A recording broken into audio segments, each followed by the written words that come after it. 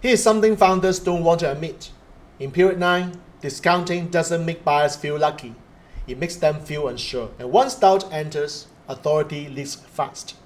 So have you noticed that offering flexibility on price didn't actually speed up the decision? And have you felt that once pricing starts moving, the whole conversation feels weaker? So 3 reasons for you to watch this video. First, because discounting used to be a smart closing move. Secondly, because period 9 buyers interpret price movement very differently. And finally, because even subtle discounting can silently downgrade trust. So if you choose to watch to the end of this video, these are the 3 key takeaways. You understand why discounting backfires in period 9. You will see what buyers really hear when prices shift. And you will know what founders must stabilize before touching pricing at all. And if the pricing conversations have started to feel awkward or heavy, do stay with me because there's a reason for that. Okay, so let's talk about discounting. What does discounting actually signal in period 9? Well, it doesn't signal generosity. It does signal uncertainty.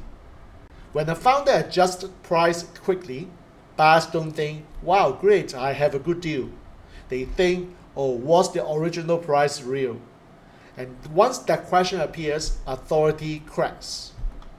So why discounting worked before but fails now? So back in period 8, discounting felt tactical. It was framed as a smart concession to close. But here in period 9, discounting feels emotional. It feels like the founder is trying to relieve pressure. And the buyers don't want to carry the founder's pressure.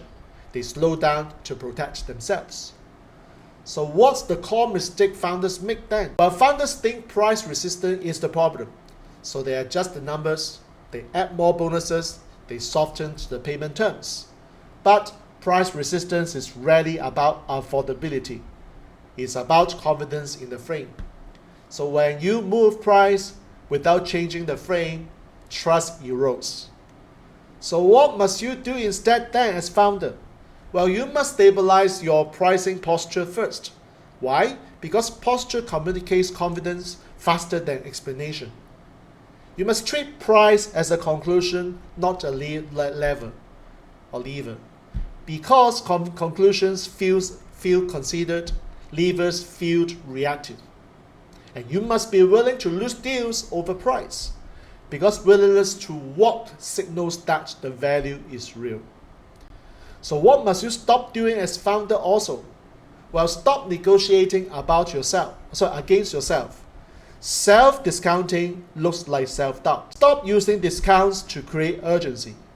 Urgency created by price movement feels artificial. And stop assuming flexibility equals sophistication. In period 9, firmness feels safer than flexibility. So here's the thing. Discounting doesn't reduce friction in period 9. In fact, it increases suspicion. Buyers don't trust cheaper, they trust steadier. And steadiness starts with how you hold your price. So if this explains why discounting didn't feel good afterward, trust that distinct. So follow my channel if you want clarity about selling in period 9. This cycle doesn't reward founders who bend on prices. It rewards founders like you who can hold value without flinching. See you in my next video.